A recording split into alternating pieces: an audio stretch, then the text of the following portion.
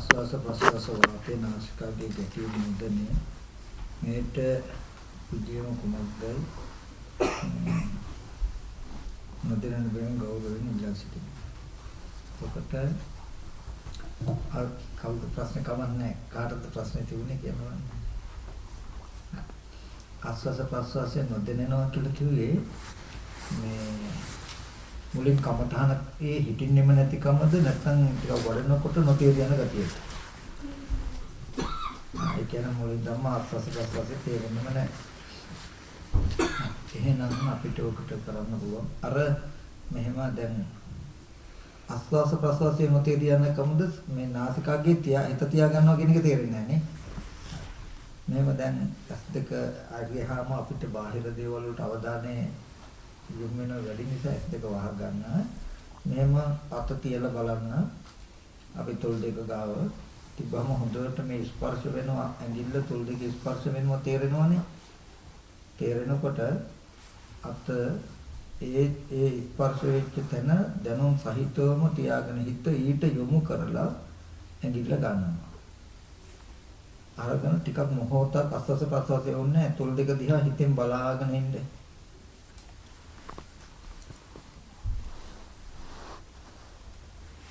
තේරෙනවනේ දැන් එහෙම. ඒ තොල් දෙකේ දිහා හිතෙන් බලන්න පුළුවන්කම තියෙනවනේ මේ වැදිච්ච තැන. ඇඟිල්ල ගත්තට පස්සේ තොල් දෙක දිහා එහෙම හිත බලාගෙන ඉන්න ගතිය තියෙනවනේ. අන්න ඕකට තමයි සති නිමිතිද තියා ගන්නවා කියලා කියන්නේ. තේරෙනවද? එහෙම හිතෙන් තොල් දෙක දිහා බලාගෙන ඒ දැනුම් සහිත බවම ඉන්නකොට ටිකක් වෙලා අස්වාස ප්‍රස්වාස වෙන බව Tamanට තේරෙනවා. හිතලා හුස්ම ගන්නෙ නැහැ. මෙතන දැනුම් සහිතව හැම වෙලාවෙම තොල් දෙකට තමයි හිත යොමු කරලා තියෙන්නේ. හිතෙන් තොල් දෙක දිහා බලාගෙන ඉන්නවා. වෙන කොහටවත් යන්න දෙන්නේ නැතුව හිත මේ ආනාපාන සතියෙන් කෙරෙන්න හදන වැඩේ අපි බලමු. ඒ කියන්නේ මේකෙන් කරන්නේ හිත එක අරමුණු සිහි කරන ගතිය නවත්තන්න හදන්නේ. ඒකෝට දැන් අපි කියමු වන්ද මේ කෝපෙදි හැම බලාගෙන හිටියොත් වටපිට මට පෙනෙන බව හෝ වටපිට බලන කමෙන් මගේ හැරෙනවනේ.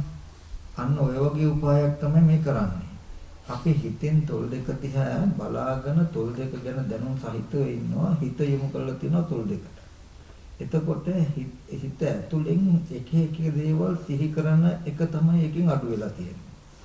එහෙම තොල් දෙකට හිත යොමු කරලා තොල් දෙක දිහා හිතෙන් බලන ගතියකින් ඉන්නකොට ආස්වාස වෙන බව ප්‍රස්වාස වෙන බව දන්නවා.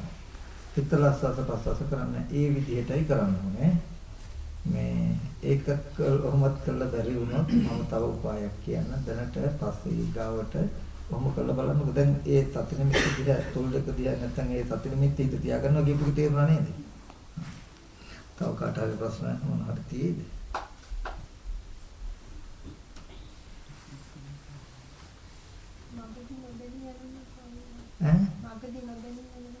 මතකේ ආස්වාස ප්‍රස්වාසයේ නොදෙනී ගියට කමක් නැහැ. දැන් ආස්වාස ප්‍රස්වාසයේ නොදෙනී ගියාට අපිට තොල් දෙක ගාව හිත තබා ගත්තාම ඒ සති නිමිත්ත ඇති බව හොඳට තේරෙනවා. එතන හිත තබා ගන්න ආස්වාස ප්‍රස්වාසයේ දිගට නොතේරුණාට ආස්වාස ප්‍රස්වාස වෙනවා කියන ගතිය තේරෙනවා. ඒ ගතිය හිත තබා ගන්න. මොකද තව ඉස්සරහට ගියාම ගොඩාක් හිත වැඩෙනකොට මේ තොල් දෙක දැනුමක් නැති වෙනවා. නාසය ගැන තියෙන දැනුමක් නැති වෙනවා. මේ මූණ පෙනෙන ගතියක් නැති වෙනවා. නමුත් මේ සති නිමිත්ත කියන එක එහෙමම හරියට අපිට තොල් දෙක ගාව හිත තියාගත්ත විදිහට සති නිමිත්ත විතරක් හිත තියාගන්න නිකන් අහසේ වගේ නිමිත්ත විතරක් අපිට ඉතුරු වෙන දවසක් තියෙනවා. එහෙනම් ආස්වාස ප්‍රස්වාසයේ නොදෙන ගියට කමක් නැහැ. නමුත් තොල් දෙක දිහා බලාගෙන ආස්වාස ප්‍රස්වාසයේ ඉන්න කියලා කියන්නේ. ආස්වාස ප්‍රස්වාසයේ තොල් දෙක ගාව හිත තියාගෙන ආස්වාස ප්‍රස්වාසයේ බලන එක උපායක් නේ. අර මං කිව්වේ වැඩ දෙකක් දීලා තියෙන්නේ. දැන් තොල් දෙක ගාව හිත තබාගෙන ඉන්න කියලා කිව්වහම ඉන්න බෑ. යටින් යනවා එක තැන් වලට. ඒ අනේක වළක්වන්න උපායය තමයි ආස්වාස ප්‍රස්වාසයේ සිහිය යොමු කරන එක. කොහොම කරනකොට ඉබේම හිත ආස්වාස ප්‍රස්වාසයේ එන්න රුහුඩු වෙලා ආස්වාස ප්‍රස්වාසයේ ගමනක් නොදෙනි තොල් දෙක ගාව මේ දැනුම තියෙන පරිසරයේ විතරක්ම තේරෙන මට්ටමටම එනවා. ඊට පස්සේ ඒකත් තව දුරට ඒ ගතිය ආසේවනය කරනකොට ඇති වෙන ගති බොහෝයි. මම ඕවා ඉස්සරලා නම් කියන්නේ. මොකද මොනවා හරි දෙයක් කියපු ගමන් ආම්දුනේ දැන් මට තොල් දෙක ගැන අස්සසට එන්නේ දැන් මෙන්න මෙහෙමයි කියලා එහෙම වෙලත් නැහැ. සමහරට ඕකම ගන්නවා. නැත්තම් හිත වැඩෙනකොට තියෙන අත්දැකීම් ගොඩ තියෙනවා. එතකොට ඒවැ අපේ මනස හසුරවන්න ඕනේ ක්‍රමවේදයන් tie. එතකොට නමුත් අපි උත්තර ටික විතරක් කොපි කරලා අරගන්නවා. ඒකෙන් වෙන්නේ මොකද්ද? එහෙම නැතිනම් ඉස්සෙල්ලාම ඒ ගතිය හිතට අරගෙන ඒකට උත්සාහවත් වෙනවා. එතකොට අර ක්‍රමානුකූලව හිත තැම්පත් වෙන්න ඕනේ, වැඩෙන්න ඕනේ කම වැඩෙන්නේ නැහැ. අරක බලනකොට මොන හරි ගතියක් දැනනකොට තමම හිතගෙන හරි මේ දැන් ආම්බු කියපු ගති ටික තමයි එන්නේ කියලා. ඉතින් ඒ හින්දා ගොඩාක් වෙනස් වෙනවා ඉස්සරහට. ඒ හින්දා දැනට අස්වාස ප්‍රස්වාසයේ නොදැනුණාට කමක් නැහැ. ඒ කියන්නේ කොහොමත් අස්වාස ප්‍රස්වාසයේ සියුම් වෙනවා. එහෙම සියුම් සති නිමිති දැන් අස්වාස ප්‍රස්වාස සියුම් වෙනකොට මම දැන් වැඩක් දෙන්නම් තාම ඒක දුන්නේ නැහැ. ඒක කළා ඉවරලා ආයෙත් ආනාපාන සති දෙක තියෙනවා. ඒකට ආයෙත් අස්වාස ප්‍රස්වාසය ප්‍රකට වෙනවා. මේ දැන් අපි කිව්වේ බුදුරජාණන් වහන්සේ දේශනා කරන්නේ අධිචිත්ත මනිවිත්තේ විකෝ කාලේන කාලානේ ත්‍රිවිධ නිමිත්තානි මනසිකාතබ්බානි. සිත දියුණු කරන කෙනෙක්, හිත වඩන කෙනෙක් කලින් කලට තුන් නිමිත්තක් ආශේවනය කරන්න ඕනේ. සමත නිමිත්තංච, පග්ඝහ නිමිත්තංච, උපේක්ඛා නිමිත්තංච. එතකොට චිත්ත සමතය ඇති වෙන සමත නිමිත්තක් ඇසුරු කරන්නත් ඕනේ. ඒ වගේම වීර්යය ඇති වෙන වීර්යයට කර්ම මෙනෙහි කරන්නත් ඕනේ. ඇලීම් ගැටීම් දෙක අඩු වෙන උපේක්ෂාවට මෙනෙහි කරන්නත් ඕනේ. එතකොට පග්ඝහ නිමිත්ත කියලා කිව්වේ වීර්යයට. උපේක්ඛා නිමිත්ත කිව්වේ මේ විදර්ශනාවට. දැන් අපි ආනාපාන සතිය ඔය මේ භාවනා කරන එක මම කිව්වා රන් කරුවේ මේ කම්මලක කෙනෙක් යකඩයක් රත් කර කර තලනවා වගේ වැඩක්. එතකොට දැන් මේ සති නිමිති හිත තියාගෙන අපි ආස්වාස ප්‍රස්වාසයට නුවණින් සති නිමිති හිත තියාගෙන මේ කලේ සිත නොයෙක් අරමුණු වල දුවන්න නොදී හිත එක්තෙන් කරන එක. ඒ කියන්නේ නීවරණ ධර්ම අඩු කරන එක. දැන් මෙහෙම ටිකක් වෙලා කරනකොට කළා ඊට පස්සේ ඔය යකඩ රත් කළා වගේ තමයි. ඊට පස්සේ තලන්න ඕනේ වගේ දැන් ඔය ආස්වාස ප්‍රස්වාසයේ දැනෙන්න යනවා රහින විදියට දැන් නීවරණ ඒ මොහොතට නීවරණ ධර්ම අඩු වෙන එකේ ලක්ෂණය.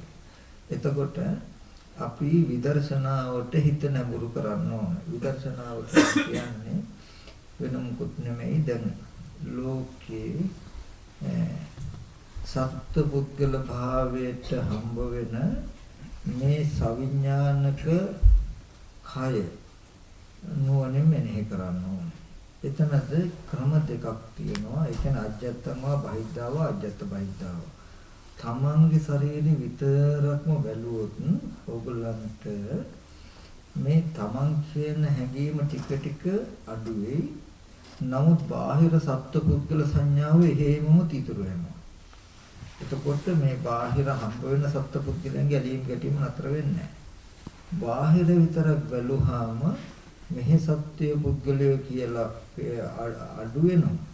එනේ මෙහි පුද්ගල සංඥාව අඩු වෙන්නේ නැහැ. ඔය දැන් ගොඩක් දෙනකොට අසුභ භාවනාව කරනකොටත් ওই ප්‍රශ්නේ තියෙනවා.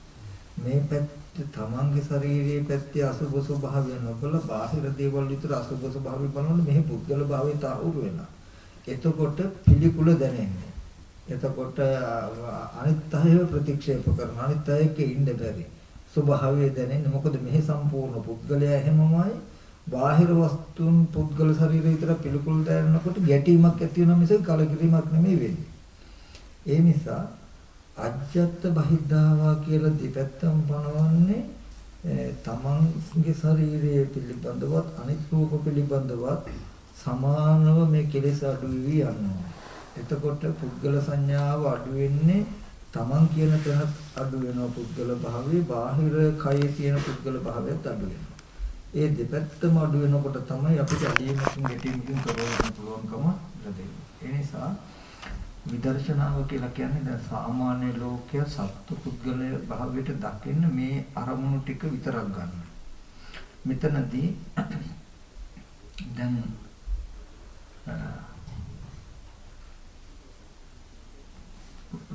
රූප, ශබ්ද, ගන්ධ, රස, පොට්ටබ්බ කියන මේ අනිත් අරමුණු ඔක්කොම අතහරින්න. ඒ ඔක්කොම ඒකම අපිට ඔය ගෙවල් දොරවල් යාන වාහන ඉද කඩක් කියලා තියෙනනම් අපේ හිත බැඳිලා හිත කැමැත්තෙන් තියෙන යම්තා වස්තු තියෙනනම් ඕකෝගෙම තණ්හාව ඔය හැම එකකම තියෙන වටිනාකම නොතේරෙනකම අතහැරෙන්න ඕන. තණ්හාව අතහරින්න බෑ. ඒකේ තියෙන ඇත්ත දකිනකොට ඒකේ තියෙන වටිනාකම අතහැරෙනවා අපිට. එතකොට කැමැත්ත කෙනෙක් ඉබේම ලේන්නේ. එතකොට ඒවට තියෙන වටිනාකම අඩු වෙන්නේ මේ සත්පුද්ගල භාවය අඩු වෙනකොට.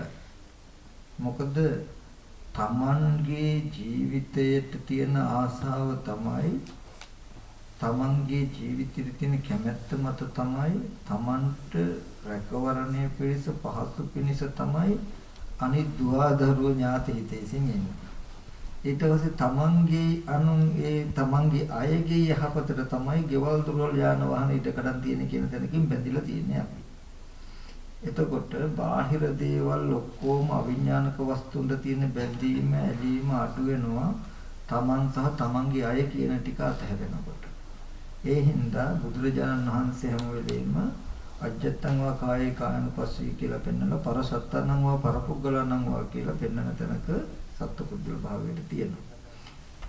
මෙතනදී ඇහෙන් දකිනකොට හෝ සත්පුද්ගල හැඟීමක් එනවනම් කනින් ශබ්දයක් අහනකොට ඒ ශබ්දෙත් එක්ක ළමයෙක් කෑ ගහන හඬ, මිනිස්සෙක් කතා කරන හඬ කියලා හඬත් එක්ක තමන්ට සත්පුද්ගල භාවයක් එනොනම් හඬ අතරින්ද රෙන පුද්ගලයා හිතට අල්ල ගන්නවා. එතකොට අහවල් සතාගේ ගඳ, අහවල් කෙනාගේ ගඳ කියලා අපිට ගන්ධයක පුද්ගල භාවයක් එනොනම් පුද්ගලයා අල්ල ගන්නවා හිතින් කෙනා අතහරිනවා. රසත් එහෙමයි අහවල් කෙනා මුවිර දුන්නු කෑම නැත්නම් අහවල් කෙනාගේ කෑම හරි රහයි කියනකොට කෙනා අල්ල ගන්නවා රසය අතහරිනවා. අහවල් කෙනා යඟට ඇඟේ හැපුණේ අහවල් කෙනාවයි ඇල්ලුවේ කියන තැනකට එනකොට කෙනා අල්ල ගන්නවා ස්පර්ශය අතහරිනවා. හිතට දරුවෙක් මතක් වෙනවා, ගෙදර මතක් වෙනවා, යාළුවෙක් මතක් වෙනවා කියනකොට ඒ බාහිර තියෙන වස්තු අතහරිනවා. ඒ කියන්නේ සිතට සිහි වෙන පුද්ගලයා කෙනා කියන ටික අල්ල ගන්නවා. ඒ කිව්වේ යම් තාක් මේ ස්පර්ශ ආයතන 6 දිහා හොඳ දැනුමින් හොඳ නුවණින් ඉන්න කොතනක හරි පුද්ගලයෙක් සත්වයෙක් කියලා සිහි වෙන හැම තැනකම එහෙමම අතහරින්න එපා. ඒක හොඳට මෙනෙහි කළාමයි අතහරින්න ඕනේ. මේ හිත හුරු කරන්න පුළුවන් එකක්. ඒක ටික ටික මුල් කාලේ අපහසු වුණාට හුරු වුණාම ඉබේම විමසන්න හුරු වෙනවා. අපි කියමු දැන් මේ ශරීරය හොඳට බලනවා. කේසන් ලොම් නියත ධම්මස්නහර මේ වගේ කුරුප්පු කොටස් වලින් හැදිලා තියෙන කනපුන ආහාර නේද මේ රූපේ හැදිලා තියෙන්නේ කියලා බලනවා. දැන් අපි දන්නවා කුරුප්පු කොටස් ටිකක් තියෙන්නේ කනපුන ආහාරයෙන් හැදිලා තියෙන්නේ කියලා දන්නවා අපි. නමුත් මේ ශරීරයේ යෑමේම පෙනෙනවා. එතකොට රූප බලනවා, ශබ්ද අහනවා වගේ ක්‍රියා ටිකක් උත් වෙන හින්දා තවත් පුද්ගලයෙක් කියලා අපි රැවටිලා තියෙනවා. ඒ නිසා මේ කය ඇසුරු කරගෙන මෙන්න මේ ටික හොඳට අහගන්න. මේක තමයි විදර්ශනාව කියන්නේ. ලෝකයේ පුද්ගලයෙක් කියලා දකින තැන, සත්වයෙක් කියලා දකින තැන, අපිට පුද්ගලයෙක් කියලා පෙනෙන තැන, මම කියලා පෙනෙන තැන. ඒ ලෝකෙ මිම්මට ඔබෙන් පවතින ඇත්ත ඇති හැටි මෙනෙහි කරනවා. දැන් තමන් කියන ශරීරය බලනවා. මේ ශරීරයේ කෙස් ලොම් නියත ධම්මස් මෙහෙම එකින් එක ඊටමත් වේගෙනුත් නෙමෙයි, ඊටමත් හිමිනුත් නෙමෙයි, අර්ථය තේරෙන ප්‍රමාණය. මම කිව්වේ දැන් කෙස් ටික කපලා අපිට බිම දැම්මොත් කෙස් කියලා පේන පුද්ගලයා පේන්නේ. ලොම් කියලා අපි කපලා බිමට දැම්මොත් ඒක ලොම් රෝම කූප ටිකක් කියලා පේන පුද්ගලෙක් වෙන්නේ. ඒ විදිහට හිතට දැනෙන විදිහට බලන්න. එහෙම බලන්න උත්සාහවත් වෙන්න. මුල් කාලේදී එහෙමවත් පේන්නේ නැහැ. බලන්න හැදුවට තාම තමන්ව ඈඳිලාමයි පේන්නේ. නමුත් ඒක කරනකොට ඒක වෙන වෙනවා. එතකොට මේ විදිහට කෙස් ලොම් නියත මේ ශරීරයේ තියෙන කෙස් නියත කියලා මෙහෙම බලනකොට තාම මේ මම කියන හැඟීම ඈඳිලමයි තේරෙන්නේ. ඒ වුණාට එහෙම බලන්න. කනබුන ආහාර මේ රූපේ හැදෙනව නේද කියලා ඔන්න හොඳට හිතනවා. රූපේ බැලුවා රූපේ ඇතිවීමත් බලනවා. හිතෙන් හිතන්නම ඕනේ. එහෙම කයට යොමු වෙලා යොමු කරගෙන හිතනවා. ඊට පස්සේ මේ කය ඇසුරු කරගෙන ප්‍රතිසන්දි වශයෙන් පැමිණි විඥානය පවතිනව නේද? දැන් රූපේ කෙස්ලුම් නේද ධම්මස් කියන කොටස් වලින් යුක්තයි කනබුන ආහාරයෙන් හැදිලා තියෙන්නේ. ඒ බඳු කය ඇසුරු කරගෙන ප්‍රතිසන්දි වශයෙන් පැමිණි විඥානය පවතිනවා. ඒ නිසා නේද මේ හැඟීම් දැනීම. එතකොට එයාට හොඳට තේරෙනවා මේ කයේ මොනවා හරි හැඟීම් දැනීමක් තියෙන්නේ කයට දැනෙනව නෙමෙයි. කය ඇසුරු කරගෙන පවතින හිතටයි කියන නුවණ හොඳට එන්න ඕනේ. දැන් අපිට හිතෙන්නේ මේ අතටයි රිදුනේ අතටයි දැනෙන්නේ කියලා මේ දැනුම අපි රූපෙට බඳිනවනේ. නමුත් හොඳට තේරෙන්න ඕනේ ඒකයි දැන් රූපේ කියන එක කනබුන ආහාරයෙන් හැදුණු හම්මස්ලේනහර ඇට මිදුළු වලින් යුක්ත කිසිම හැඟීම් දැනීමකින් තොර මලමිනියක් බඳු ස්වභාවය තමයි රූපේ ඇත්ත ඔක තමයි අද එතකොට මේ බඳු කය ඇසුරු කරගෙන පවතිනවා ප්‍රතිසන්දි වශයෙන් පැමිණි විඥානය. ඒ සිතට තමයි මේ හැඟීම් දැනීම දැනෙන්නේ.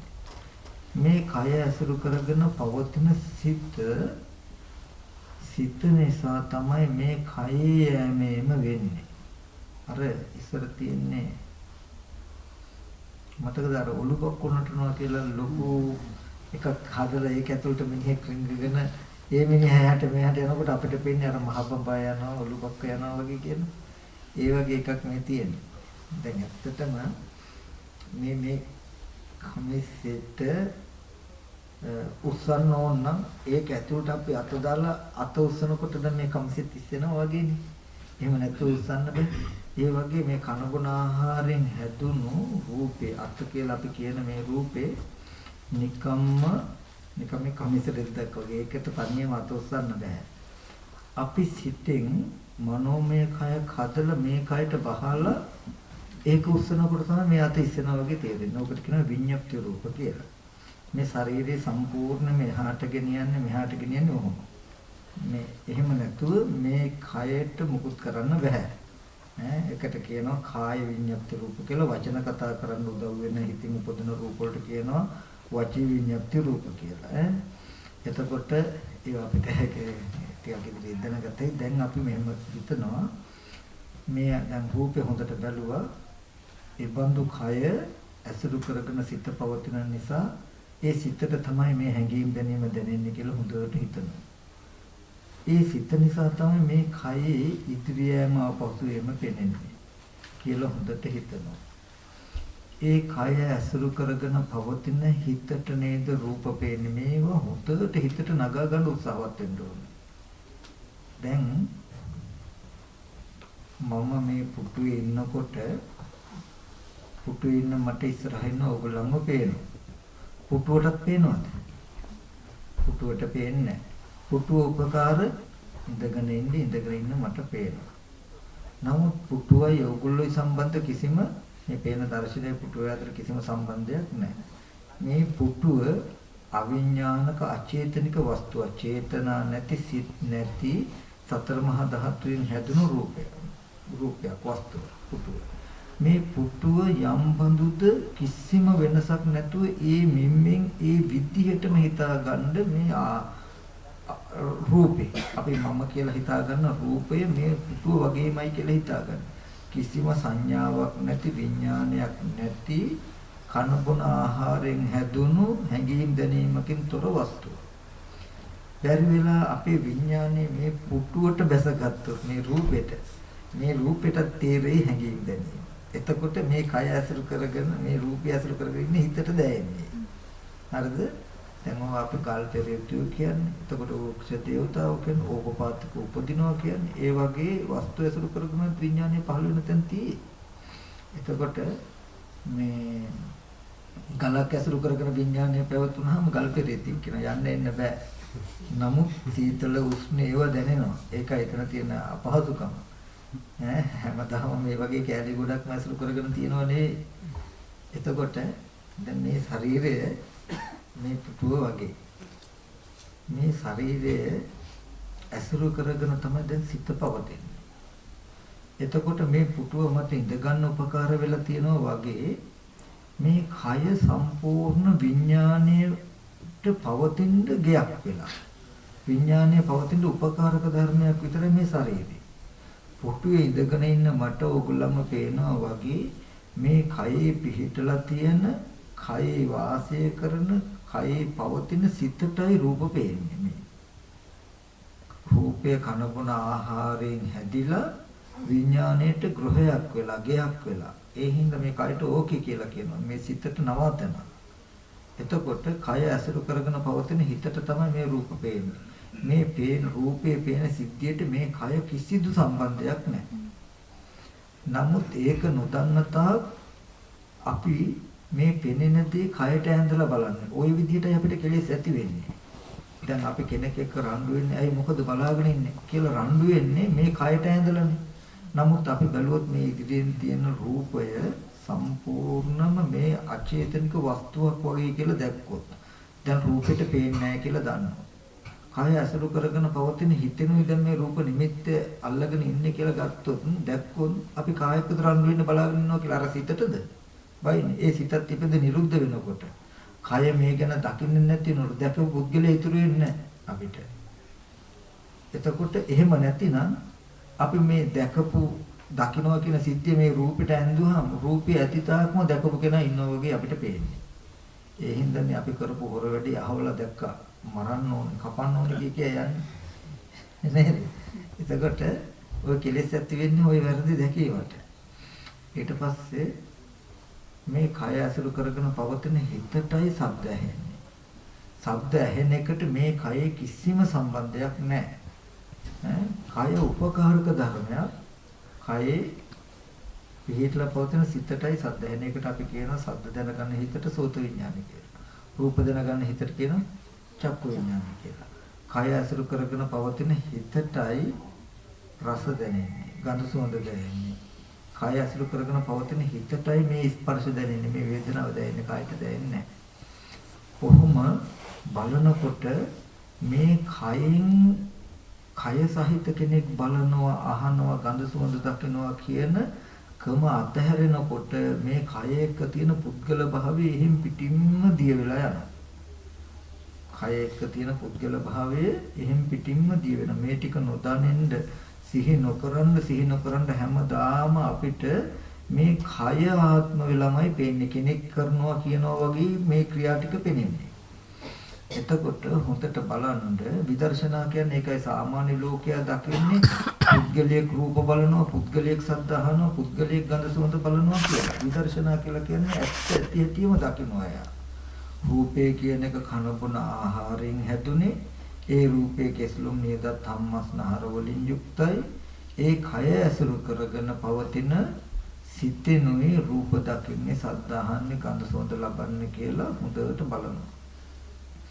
මේ රූපය නාම ධර්ම ටිකට නවාතනක් හදලා දීලා රූපේ නැමැති නවාතනේ ඉඳගෙන මේ නාම ධර්ම ටික රූප දකින්නවා කියන ක්‍රියාව කරනවා නිරුද්ධ වෙනවා. ශබ්ද අහනවා කියන ක්‍රියාව කරනවා නිරුද්ධ වෙනවා. මේ වගේ ඉපද නිරුද්ධ වෙන සිද්ධාන්තයක් සිත කියලා කියන්නේ. කියලා නුවණක් ඇති වුනහම මේ නාම රූප දෙක නොදන්නාකම නිසා මම කියන හැඟීමක් ඇති වෙලා තියෙනව නේද කියලා ඔන්න ටිකක් මෙනෙහි කරනවා. හරි. මෙනෙහි කළා ආයත ආනාපාන සතිය වඩනවා. ආනාපාන සතිය වඩනවා. ආනාපාන සතිය වඩලා ආයත් මෙනෙහි කරනවා. මෙහෙම එක අරමුණක් අල්ලගෙන මෙනෙහි කරනකොට තව සත්වය පුද්ගලයෝ කියන හැඟීම් යටින් ආවට මේ බලන එක අතහැරලා ඒව අල්ලගන්න එපා. ඒ කොච්චර අරමුණාවත් ඒව නොසලකා හැරලා විනාඩි ගාණක් ගියත් කමන්නේ එකම අරමුණක්ම රූපයත් හොඳට බලලා රූපය අසුරු කරගෙන ඉන්න නාම ධර්ම ටිකෙන් කරන වැඩ ටිකත් බලලා මේ නාම රූප දෙකක් නේද තියෙන්නේ මේක නොදන්නාකම නිසා මම කියන හැඟීමක් මේ සිතේ ඇති වෙනව නේද කියලා එහෙම හිතනවා. එහෙම හිතලා ඉවර වෙලා ඔන්න ආපහු ආනාපාන සතිය ටිකක් වඩනවා. ආනාපාන සතිය වඩලා ඊට පස්සේ ඔන්න ආපහු දැන් දරුවා කියලා සිහි වෙනවා. සිහි වෙනකොට ඒ අරමුණ අල්ලගන්නවා. හැම වෙලාවෙම යමක් මෙනෙහි කරනකොට මෙනෙහි කරන්න කලින් අරමුණක් හිතෙන් අල්ල ගන්න ඕනේ. දැන් ගොයම් කපන්න යන කෙනෙක් වම් අතින් ගොයම් මිට අල්ලගෙන දකුණු අතින් කපන්න නේද? දැන් ගොයම් මිට අල්ල ගන්න නැතුව කපන්න පුළුවන්ද? දෑකැත්ත දාලා මෙහෙම ඇදලා ගත්තොත් කැපිය හැකිද? කපන්න බෑ. ඒ වගේ ඉස්සෙල්ලා අල්ලගෙන ඊට පස්සේ තමයි කපන්නේ. ඒ හින්දා මානසිකාරයේ ඌහන ලක්ෂණය ප්‍රඥාව ඡේදන ලක්ෂණය. දැන් මේක කපන්න ඕනේ වුණොත් අපි මෙහෙම හොඳට අල්ලගෙන ඉවරලා තමයි මෙතනින් කපන්නේ. ඒ වගේ අරමුණක් හිතෙන් අල්ල ගන්නවා ඉස්සෙල්ලාම අපි කියමු දරුවා කියලා හිතෙන අරමුණක් කියන්නේ හොඳට අල්ල ගන්න ඕන හිතෙන්. දැන් හොඳට දරුවා කියන හැඩ සටහන ඒ විස්තර ටික ඔක්කොම මනසේ පිළිඹු වෙලා තියෙන්නේ. අල්ලගෙන මෙතනත් බලනවා. ඒ රූපේ තියෙන්නේ කෙස් ලොම් නියත අම්මස්නහර නේද? කන බොන ආහාර නේද ඒ රූපේ හැදිලා තියෙන්නේ. හොඳට බලනවා හිමි.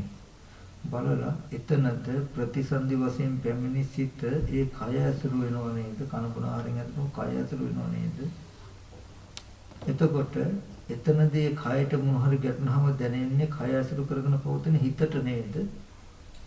එතනදී කය ඇසුරු කරගෙන පවතින හිත නිසා ඒ කයේ ඉදිරියම අපහුවෙන් පේනව නේද? එතනද කය ඇසුරු කරගෙන පවතින හිතට නේද රූප වෙනිලා තියෙන්නේ? ඒ කය ඇසුරු කරගෙන පවතින හිතට නේද සද්ද ඇහිලා තියෙන්නේ කියලා හොඳට බලනවා. මේ නාම රූප දෙක නොදන්නා කම නිසා පුද්ගලයෙක් කියන දරුවෙක් කියන වැරදි අදහසක් ඇති වෙලා තියෙනවා. ඒක අවිද්‍යාව ප්‍රත්‍යයෙන් නේද? මොකද්ද? මේ නාම රූප දෙක නොදන්නා කම නිසා ඇතිවෙච්ච අදහසක්. පඹය බව නොදන්නා කම නිසා මිනිස්සෙක් කියන හැඟීමක් අපිට එනවා. ඒ වගේ. එතකොට ඒ විදිහට ඔන්න ඒ රූපය ගැන බලනවා. බලනකොට තව වෙන අයව වෙන පුද්ගලයන්ව සිහි වෙන්න පුළුවන්. මේ බලබලා හිටපු එක අතහැරලා ඒක අල්ල ගන්න එපා. මේ තමන් ගත්ත නිමිත්ත හොඳට නාම රූප වශයෙන් බලන කම්ම ඉවර කළා. ඒ නාම රූප දෙක නොදන්නා කම නිසා පුද්ගල කින හැඟීමක් ඇසුරු වෙනව නේද සිතේ කියලා හොඳට බලලා ඉවර වෙලා ඔන්න ආපහු අර මතක් වෙච්ච මතක ගොඩින් තව කෙනෙක්ව අල්ල ගන්නවා.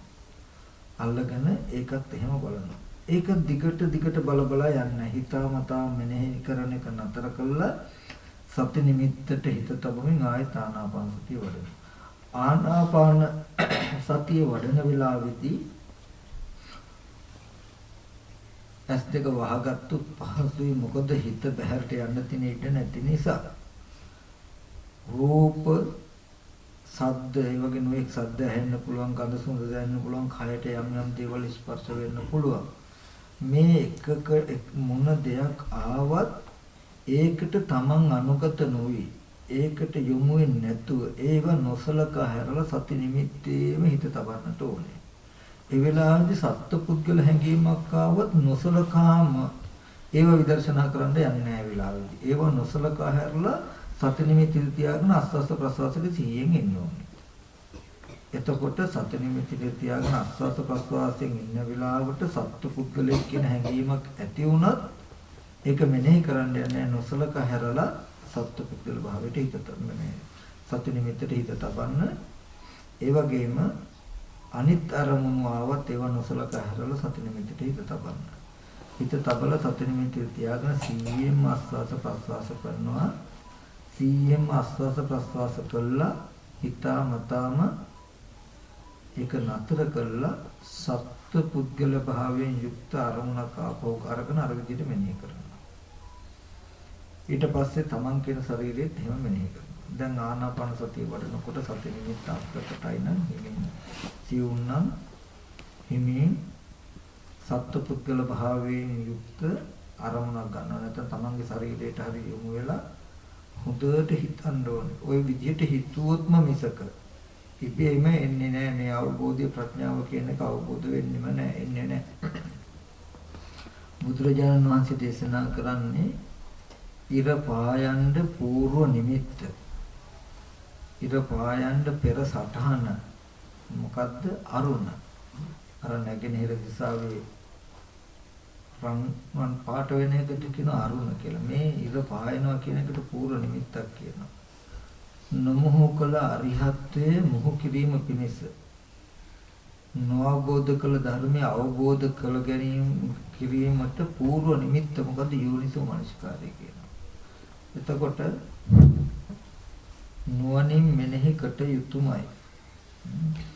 මේ දැන් අපි වුණත් ඔය විදිහටම හිතුවා. ඔය විදිහටම හිතනවා තව කෙනෙකුට මේ මම යම්සේද කියලා දෙන්න හදන්නේ ඒ විදිහටම අපි අපිට මේක කියා ගන්න වෙනවා. එහෙම ටිකක් වෙලා හිතනවා ආයත ආනාපාන සතිය වඩනවා. මේ දෙක සමත නිමිත්තයි උපේක්ඛා නිමිත්තයි. ඊට පස්සේ ඔය විදිහට නාම රූප දෙක බලලා පටිච්ච සමුප්පාදෙත් මෙනෙහි කරන්න ඕනේ. මොකද්ද? මේ විදිහෙම නාම රූප දෙකක් අතීතයේදීත් හැදුනහම ඒ නාම රූප දෙක පිළිසිඳ නොදන්නා කම නිසා පුද්ගල භාවයක් ඇති වුණා. ඒ පුද්ගල භාවය නිසා ඇලීම් ගැටීම් ඇති වුණා. ඒ කෙලෙස් ටික හේතු වුණා නේද විඥානය අද මේ වගේ රූපයකට බැසගන්න කියලා හොඳට බලනවා.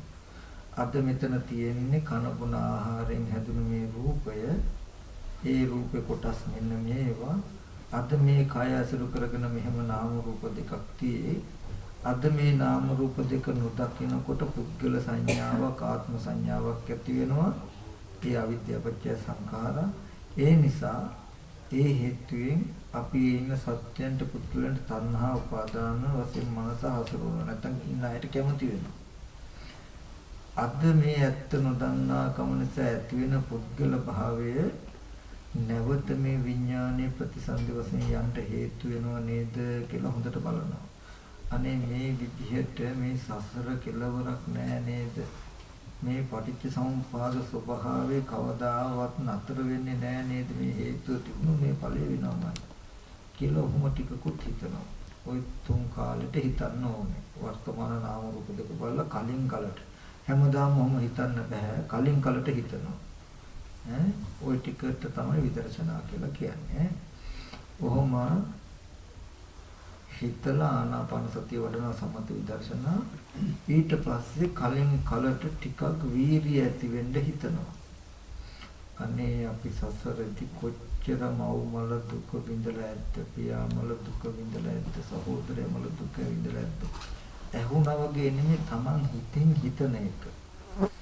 අපාය ආදී දුක් සිහි කළා අපායේ වැටිලා කොච්චරනම් අපි දුක් විඳින්න ඇද්ද. තිරිසන් ආත්මවල ඉපදිලා කරත්තවල ගගහ කරත්තවල බැඳලා බඩු පටවගෙන ඇදගෙන යන්න ඇතිද අපෝ කොච්චර.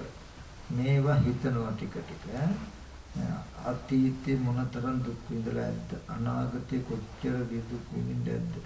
දැන් ආහාර පාන ටික හොයාගන්න අපි මොනතරම් දුක් විඳිනවද කියලා ආදීනවෙන් බලනවා. ඔය නැත්තම් අපිට තේරෙන්නේ ආස්වාදේ පැත්ත විතරයි. එතකොට හැම වෙලාවෙම මේ ලෝකයා සැප විඳිනවා නෙමෙයි සැප හොයනවා නේද කියලා බලන්න. කවුරුවත් සැප විඳිනවා නෙමෙයි මේ ඔක්කොම කරන සැප හොයන එක නේද? සාමාන්‍ය ලෝකයේ ස්වභාවයට සීමා නොවි ලෝකේ කරන අය දිහා විචාරාත්මකව ඇත්ත ඇති හැටි බලන්න. සැප හොයන කෙනා සැප විඳිනවා කියන ගණයට යන්නේ. සැප විඳින කෙනා සැප හොයන්න ඕනේ. උත්ති හවස වැඩට ගිහිල්ලා මේ දුක් නැතුව ඉන්න හොයන එකට සැප විඳිනවා කියලා කියන්නේ නැහැ. ඒකට කියන්නේ මොකක්ද? සැප විඳින්න හොයනවා කියලා. සැප විඳිනවා නම් හොයන්න ඕනේ නැහැ. හොයන්න ඕනේ. එතකොට ඒ හින්දා ලෝකේ කවුද ඕගලන්ට පණ අපිට පේනමානි කියලා බලන සැප විඳිනයි. ඊට පස්සේ සැප විඳිනවා නම් එක තැනක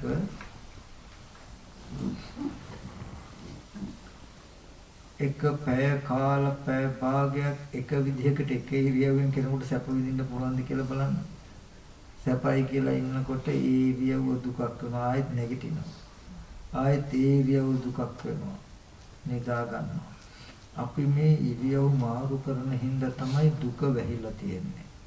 බුදුරජාණන් වහන්සේ දේශනා කරන මේ දුක වැහිලා තියෙන ඉරියව් වලින් කියලා. ඉතින් එකම තැනක එක ඉරියව්වේ ඉඳුනොත් මේක ජීවිතය නෙවෙයි මේක දුක කියලා කියයි ඕගොල්ලෝ. ඕගොල්ලෝ කියන්නේ බුදුහාමුදුරුවෝ නෙවෙයි.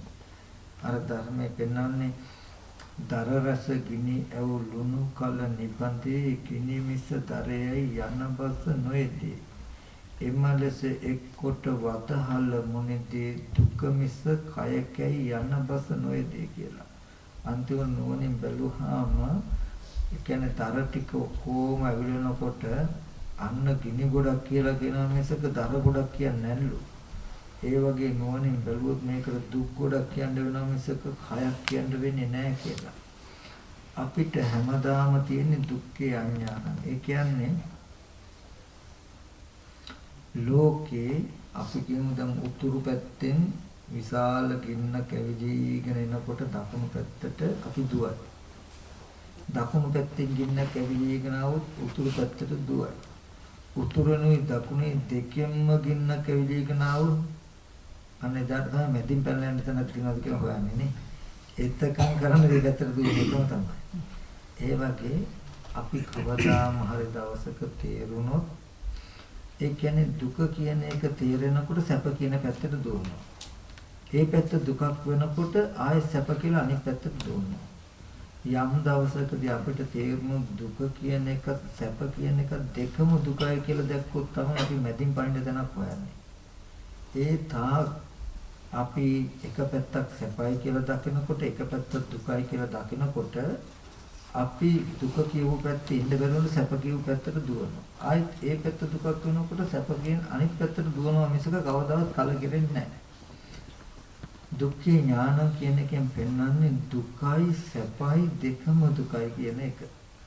දැන් අපි ඔකට ටිකක් අපි මම කියන්නේ නෝනින් බැලුවොත් දැන් ඔයගොල්ලෝ මෙහෙම ඉඳගෙන ඉන්නකොට පැය භාගයක් විතර කකුල හිරෙවටලා හරි අමාරුවෙන් ඉඳගෙන ඉන්න එක දුකක්.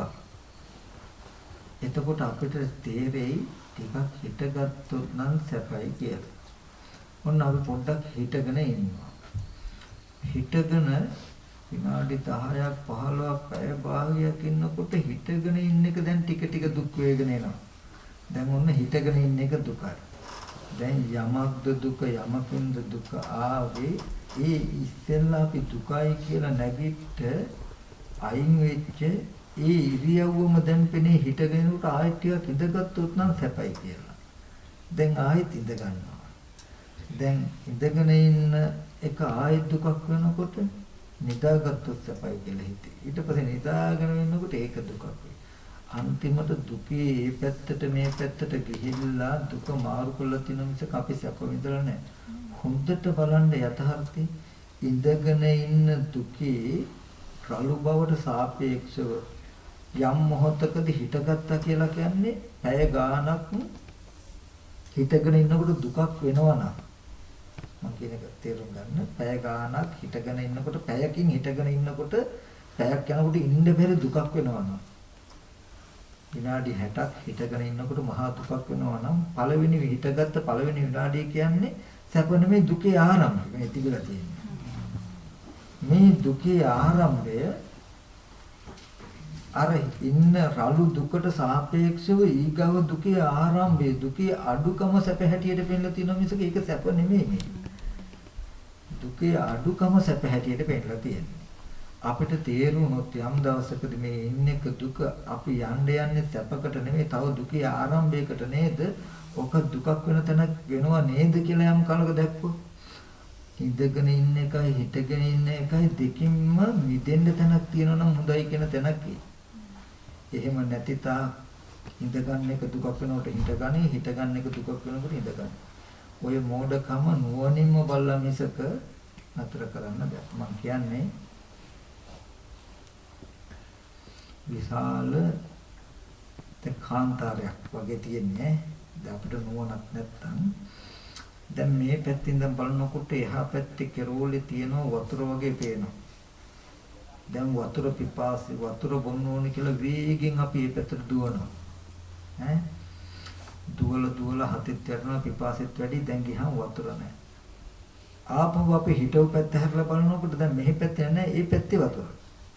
ආයෙත් හිතපු පැත්තට ආපහු දුවනවා නම් වතුර බොන්න කියලා. දුවගෙන එනවා. දැන් තවත් පිපාසෙත් වැඩි, වෙහෙසත් වැඩි. වතුර නැහැ. ආයෙත් දැන් ඉස්සෙල්ලා අනිත් පැත්ත ආයෙත් වතුර වගේ පේනවා. ආයෙත් වතුර තියනවා කියලා දුවනවා. එහා පැත්තට ගිහලා මෙහාට රැවටෙනවා, මෙහා පැත්තට ගිහලා එහාට රැවටෙනවා. මෙහෙම මිරිඟුවේ එහාට මෙහාට දුවන කෙනෙක් ගැන ඔයගලන්ට මොකද්ද කියන්න පුළුවන්? මොකද්ද හිතෙන්නේ? ඕම් බුද්ධිමත් කියලා මොඩක්.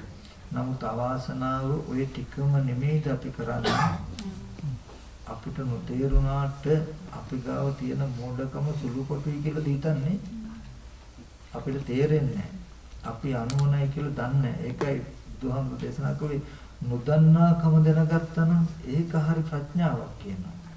අපි ඇත්තටම මේ වගේ මිරිඟුවක මේ වතුර හොයමින් දුවන මේ සතාට සමානමයි නේද කියන එක තේරෙන්නේ. දැන් ඉඳගෙන ඉන්න එක දුකක් වුණා ඔන්න හිටගත්තා. දැන් මේ පැත්තේ ඉන්නකොට මේ පැත්තේ ජලය නැහැ සැප නැහැ. හිටගෙන ඉන්නකොට හොඳයි වගේ ඔන්න දැන් සැප මේ පැත්තේ තියෙන්නේ. වගේ පේන්නේ. උන දැන් මේ පැත්තට දිව හිටගත්තා. දැන් හිටගෙන ඉන්නකොට මේ පැත්තේ ජලය නැහැ. මේ පැත්ත දුකක්.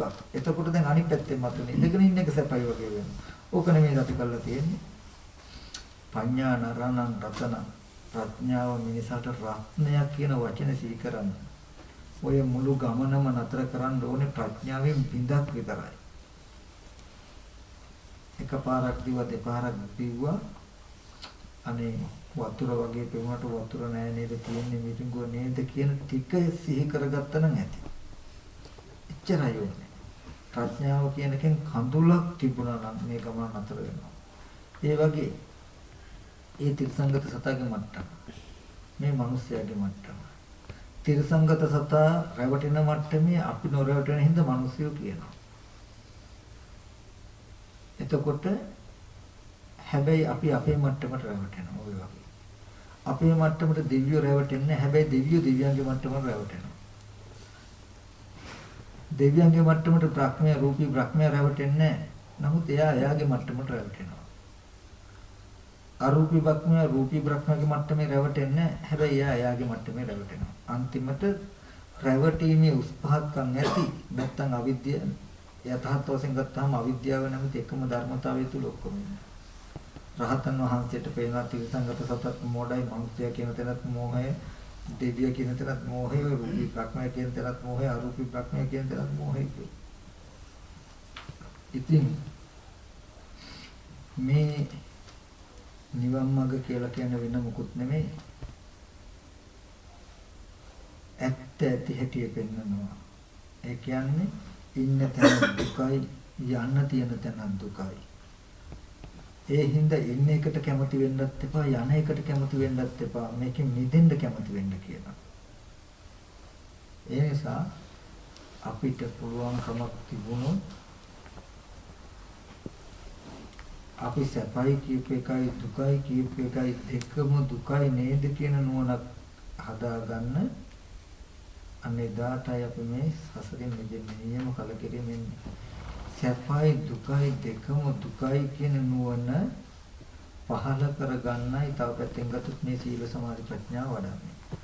මේ ටික කරනකොට දුක කියන එකෙත් දුක බව පේනවා. සැප කියන එකත් දුක බව පේනවා.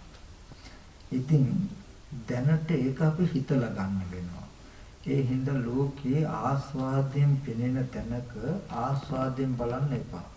පුළුවන් තරම් ආදීනවයෙන් බලන්න.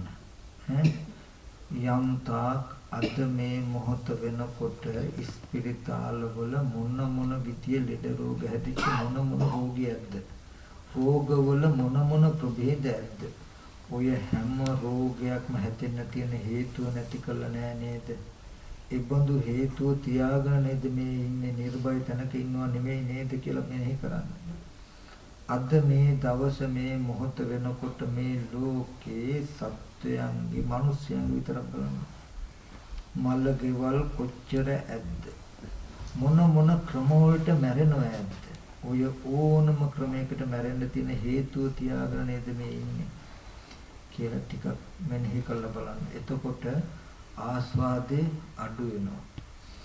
අපේ ජීවිතයේ තියෙන්නේ මානසිකාරයකින් ඇති කරගත්ත ආස්වාද මාත්‍රයක් තුල. ඔය හිඳයි අපි තව තවත් මේවැ සාරයක් දකින්නේ, රසවත්කමක් දකින්නේ, ඇලෙන්නේ. එතකොට මේක මේ විහිළුවක් නෙමෙයි මං කියලා දුන්නු හින්දා විතරක් නෙමෙයි මෙතෙන්දි විතරක් සීමා කරන්න බෑ. ජීවිතේ ධර්මයට බොරු කරන්න බෑ. අල්ලපු ගෙදර කෙනාව එකට ඉන්න කෙනාව බොරුවක් කියලා රවට්ටන්න පුළුවන් වෙයි.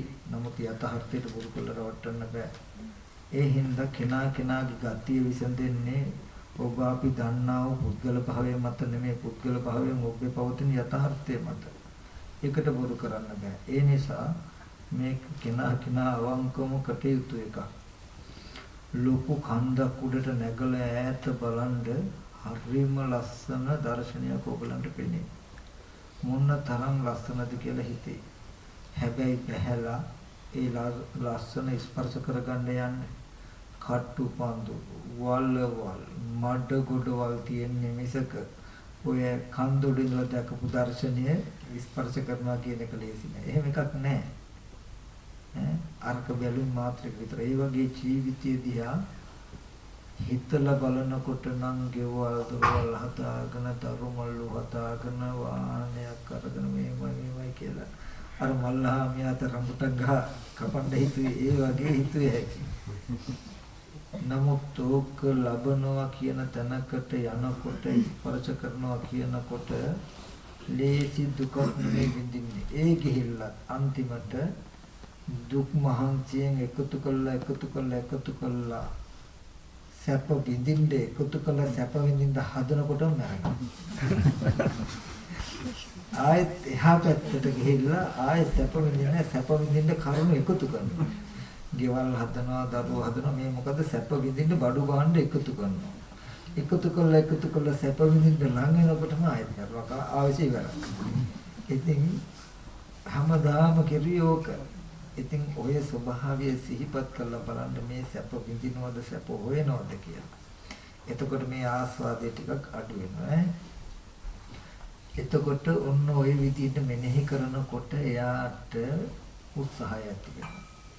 ඒකම මේ වගේ දුකින් මිදෙන්න මේ මායාවෙන් මිදෙන්න තියෙන එකම අවස්ථාව තමයි මේ බුද්ධෝත්පාද කාලේ මේ මනුස්ස ජීවිතය සද්ධර්ම තියෙන වටපිටාව.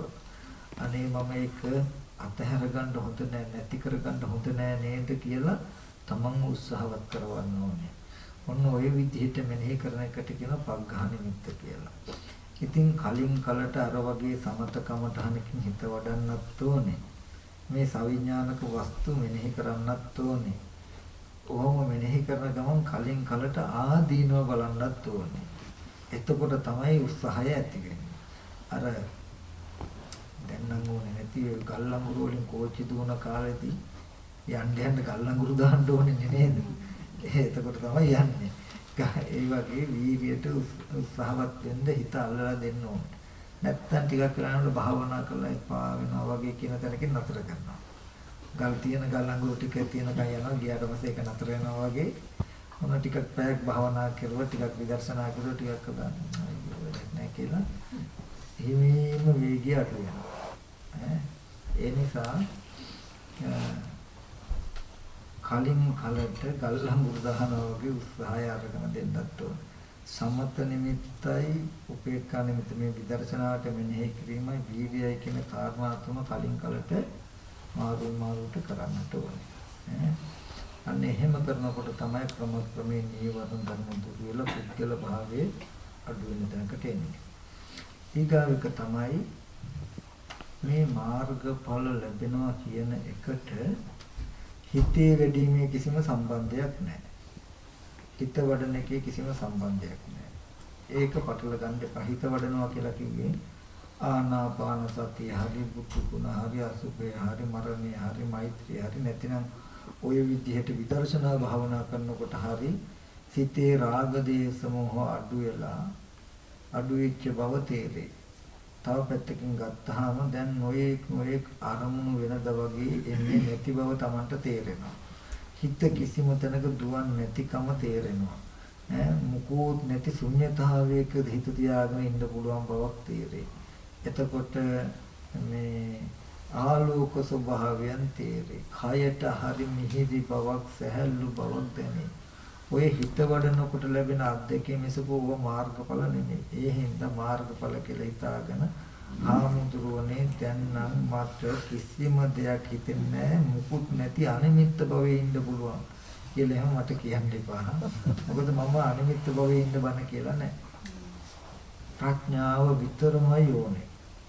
අර මං කිව්වේ මේ දැන් මෙහෙම පෙනෙනකොට මේ සත්පුද්ගල භාවයෙන් පෙනෙන දේ වෙනුවට මේ නුවණින් බලාගෙන බලන්න පුළුවන්කම තියෙන්න ඕනේ. ඔයගලන්ට මෙතන තියෙන නාම රූප දෙකක් කියලා. ඇහැට පේන්නේ මේ පෙනෙද්දි නුවණින් බලා ගන්න පුළුවන් වෙනවා.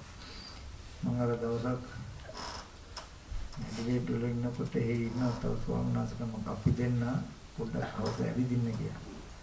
ඇවිදින්න යනකොට දැන් බණ කතා කර ගියේ එතන තිබුණා මේ ඩස්ටින් එක බින් එක. මේ මං කිව්වා මට එකපාරට සිවුනේ මං කිව්වා ස්වාමීන් වහන්සේ මේකට ඇයි මේ බින් එක කියලා කියන්නේ? කුණු කුඩ කියලා කියන්නේ. ඔකේ තියෙන ප්ලාස්ටික් ටිකටද? පිටතට පේන්නේ ප්ලාස්ටික් පෙට්ටිය විතරයි. දැන් ඇතුළේ තියෙන කුණු ටික පේනවද? නෑ. ඒක බලන්න වෙන්නේ කොහොමද? හරි ගහලා තියෙන්නේ කියන්නේ ගැරලා නෙමෙයි. පිටතින් ඉඳන් බලනවා නම් නුවණින්ම බලන්න වෙන්නේ නේ. මාසසට පෙනෙන දෙයට ඔබෙන් පවතින දේ බලන්න වෙන්නේ. එහෙම බලලා ඔකට බලපු හින්දා අපි ඔකට කුණු කූඩේ කියලා දැන් කියන්නේ. එහෙම නැතිනම් ඔක ප්ලාස්ටික් නේ. ඒ වගේ මේ ඒ බින් එකේ පිටතින් පෙනෙන ස්වරූපය වගේ තමයි මෙහෙම පෙනෙන එක. ඒකේ මෙහෙම පෙනෙද්දිත් ඇතුළේ තියෙන දේ නුවණින් බලා ගන්න පුළුවන්. දැන් තියෙන කසල ගොඩක් වගේ නුවණින් බලා ගන්න පුළුවන්කම තියෙන්න ඕනේ. මේකේ තියෙන්නේ මෙන්න මෙහෙම නාම රූප ධර්මතාවයක් කියනක බලා ගන්න ඕනේ. එතකොට අර කොච්චර මේ විදිහට පෙවුණා කොච්චර මේ විදිහට පෙවුණත් ඇතුළේ තියෙන දේ ගැන නුවණ ආවම ඒක ගන්න යන්නේ නතර වෙනවා. ඒ වගේ විදර්ශනාව කියලා කියන්නේ ප්‍රඥාව කියලා කියන්නේ නුවණින් දකින සිද්ධිය. එතකොට මේ සත්පුද්ගල භාවයේ මැකෙන්නේ අන්න ඒ විදිහට දකින එකට. ඒ විදිහට බලන්න පුළුවන්කම තියෙනවා. එතකොට මොන ඔය විදිහට අපි ප්‍රයෝග කරන්න ඕනේ. එතකොට සමතකමතහනකින් හිත වඩනවා ටිකක් විදර්ශනා කරනවා. විදර්ශනා කරනවා කියන්නේ මොකද්ද?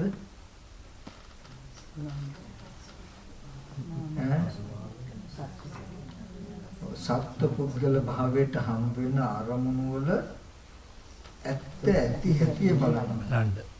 බුදුහාමුදුරුවෝ කිව්ව හින්දාත් නෙමෙයි. මම කියලා දුන්න හින්දා නැත්නම් තව හාමුදුරුවෝ කියලා දුන්න හින්දාත් නෙමෙයි.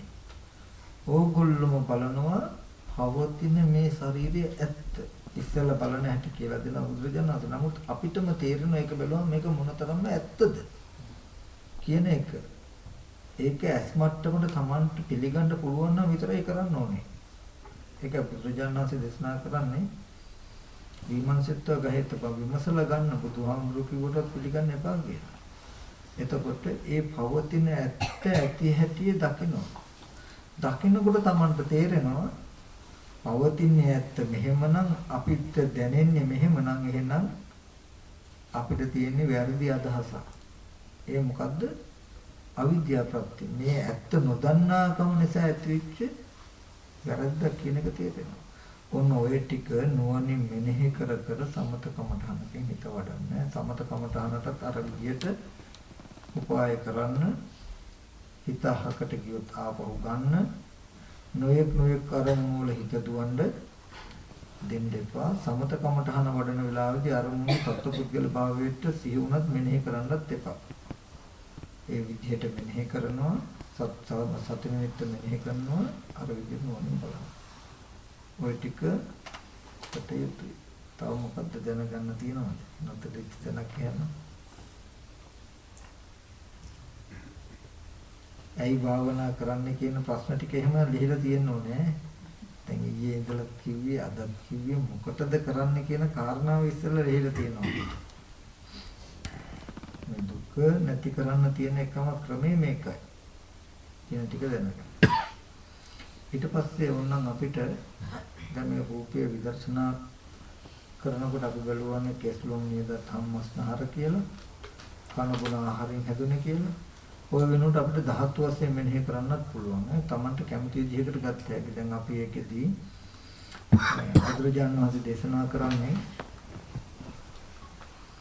රාහුල වාද සූත්‍රයේදී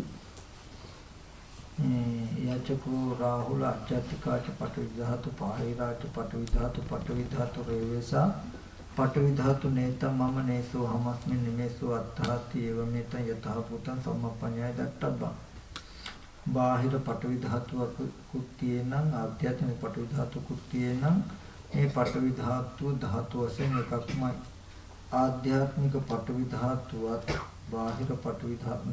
බාහිර පටවිධාතුව සත්‍ය පුද්ගලෙක් නෙවෙයි නා ආධ්‍යාත්මික පටවිධාතුවත් ඒ වගේ සත්‍ය පුද්ගලෙක් නෙවෙයි කියලා මම නෙමෙයි මගේ නෙමෙයි මගේ ආත්මෙ නෙමෙයි කියලා බලන්න කියලා.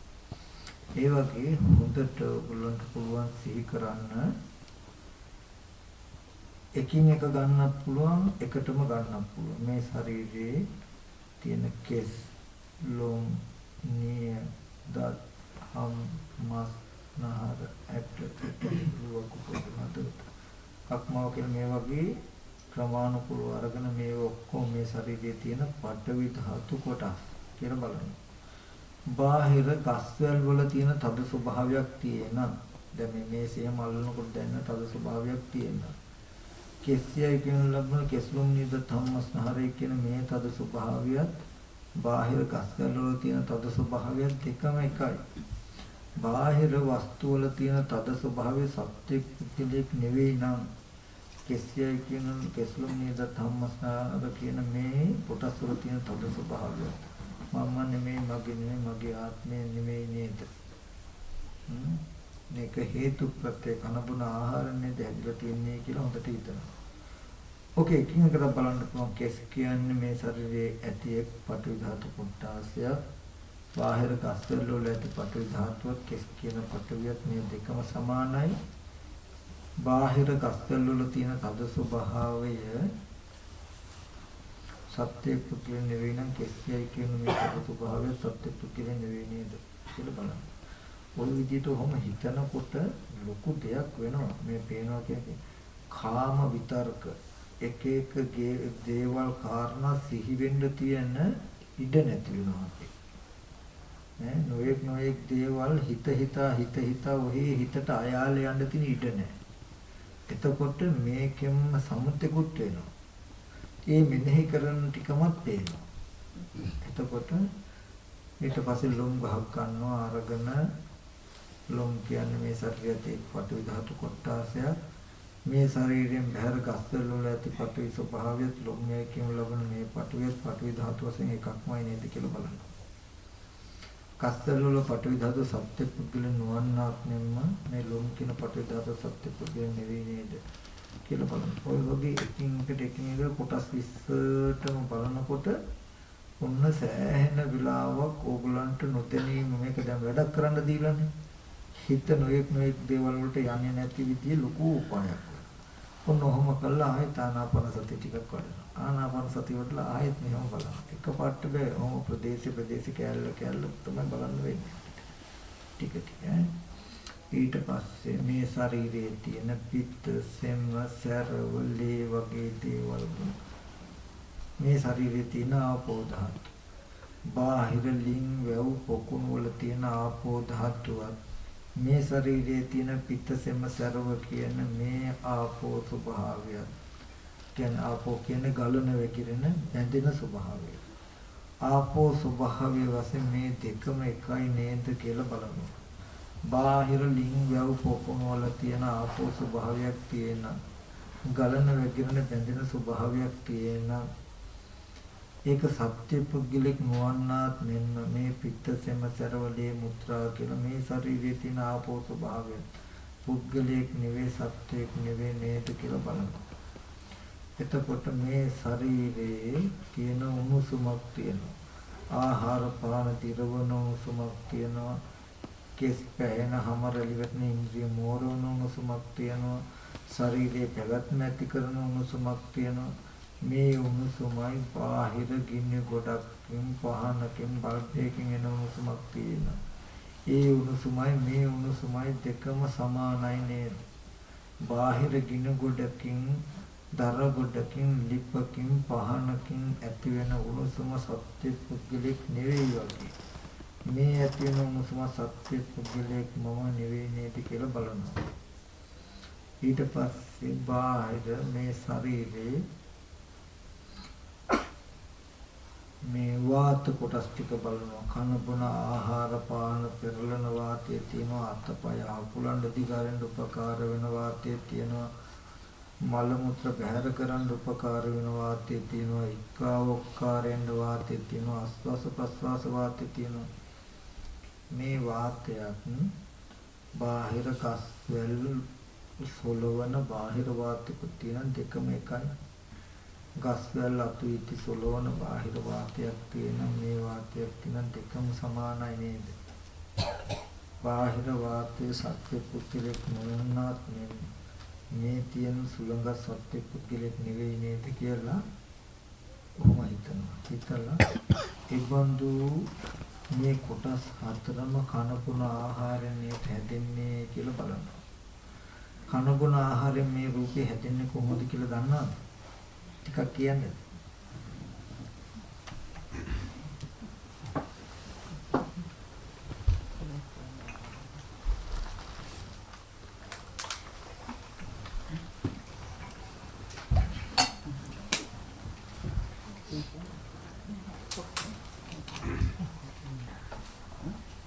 අමාරු වගේද? තව ටිකකින් මාත්‍ර කරන්නේ. එතකොට ඒ ටිකක් දුර භාවනා කරන පටන් ගන්න හැකියි. එතකොට මේ ඔක්කොම සතර මහා ධාතු කොටස් ටික තමයි අපිට කය හැටියට පෙනී හිටින්නේ. හරිද? අර සරියුත් මහ රහතන් වහන්සේ උපමා කරන්නේ මැදින් මැටිපා කණු හිටෝල කෝටු බැඳලා කෝටු ඇදලා වැල් වලින් බැඳලා මැටි ඔබ්බලා උඩින් පිරියම් කරලා තියෙන දෙයට අවකාශය අවුරාගෙන යන එකට ගේ කියලා කියනවා. බිත්තිය කියලා කියනවා. වරිච්ච බිත්තියක් කියලා. ඒ වගේ අර කෝටු කණු හිටවුවා වගේ ඇට කෝරු හිටෝලා කෝටු බැඳා වගේ විහරහටත් ඇට කෝරු තියලා වැල් වලින් බැඳ වගේ නහරවල වලින් ඔතලා මැටි ඔබ්බලා වගේ මස් ඔබ්බලා උඩින් පිරියම් කළා වගේ හැමෙන් සිවියෙන් උපදාලා තියෙන මේ ශරීරයේ වරිච්චි පිටියක් වගේ කියනවා. එතකොට අවකාශය අහුරාගෙන සිටින මේ බඳු කැලේ වලින් අවකාශය අහුරාගෙන සිටින මේ කය මේ කොටස් ටික අවකාශය අහුරාගෙන මේ කොටස් ටිකට කයයි කියලා කියනවා. එතකොට ওই කයේ ඇත්ත නොදන්න කම නිසා තමයි අද මේ කය සවිඥානික වෙලා තියෙන්නේ. අද මේ කය ඇත්ත නොදකිනකොට හෙට සවිඥානික වෙනවා. ඔහොමයි තියෙන්නේ. එතකොට මෙන්න මේ කනබුන ආහාරයෙන් හැදෙන්නේ කියලා කියන්නේ මේ රූපේ. ඒකට ආහාරය කියලා කියන්නේ ආහාර කියන්නේ පාලි වචනයක්. ආහාරති කියලා කියන්නේ ගෙන එනවා කියන එක පාලි වචන තේරුම ආහාරති කියලා ගෙන එනවා. ඕජට්ටමකම් රූපකලාපං ආහාරතිති ආහාරෝ. ඕජාව අටවෙනි කොට ඇති රූපකලාප හදන නිසා කබලින්ක ආහාරයට ආහාර කියනවා.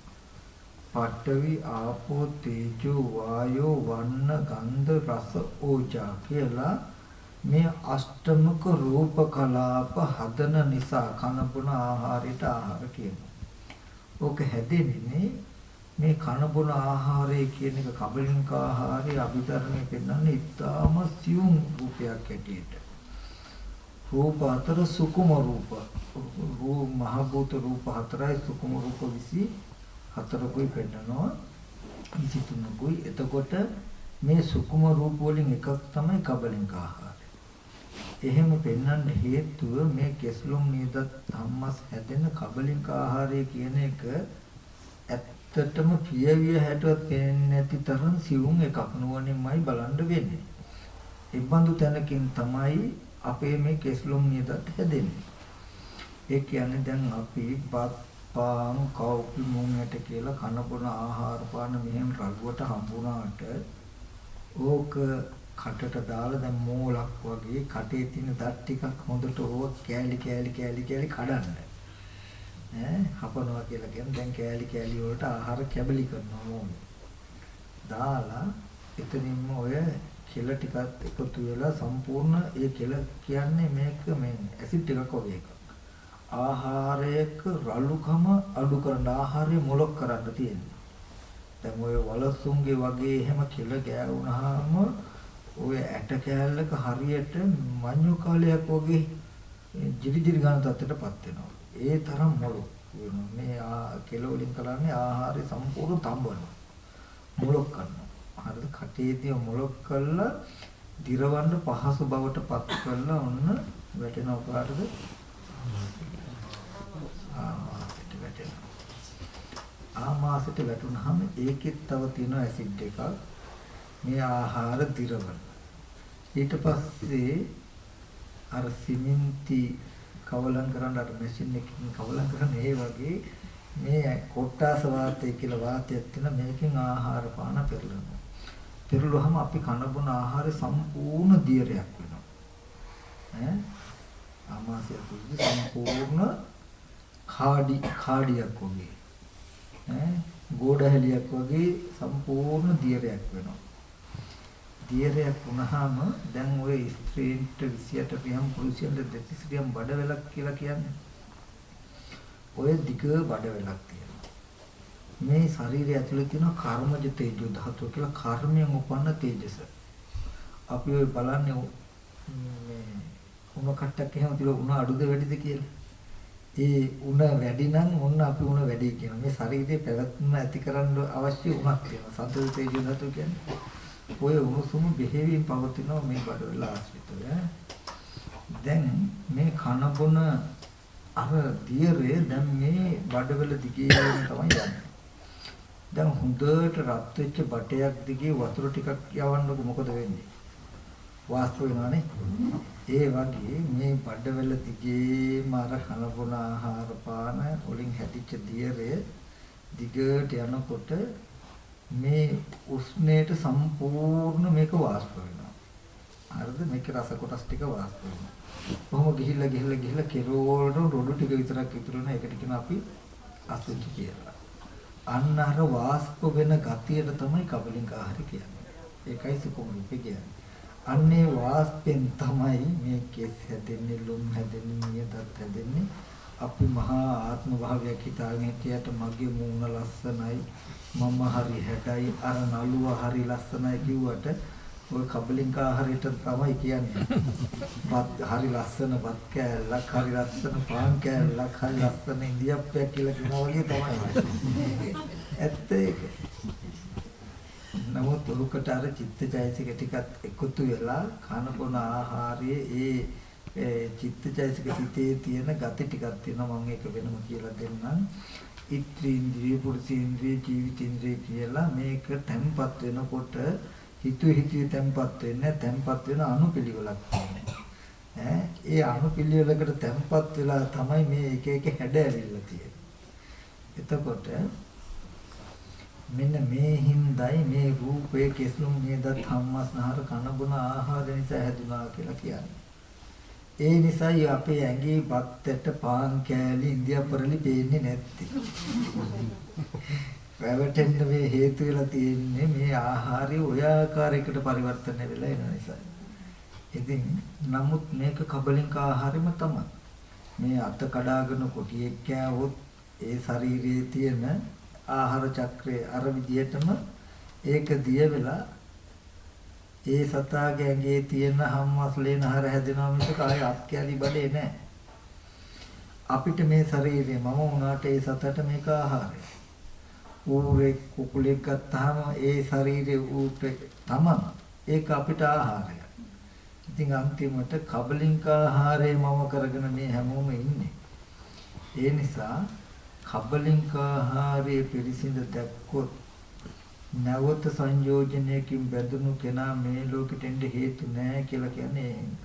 ඕගොල්ලෝ දන්නවද මේ රූපේ දරුවා කියන අදහසින් හරි පුතා කියන අදහසින් හරි අම්මා අප්පච්චි කියන අදහසින් හරි මේක මම කියන අදහසින් හරි අපි මේ රූපෙට බැඳලා තියෙනවා නම් බුදුහාමුදුරු දේශනා කරන්නේ කබලින්ක ආහාරේ චන්දරාගය දුර වෙලා නැහැ කියලා කියන්නේ.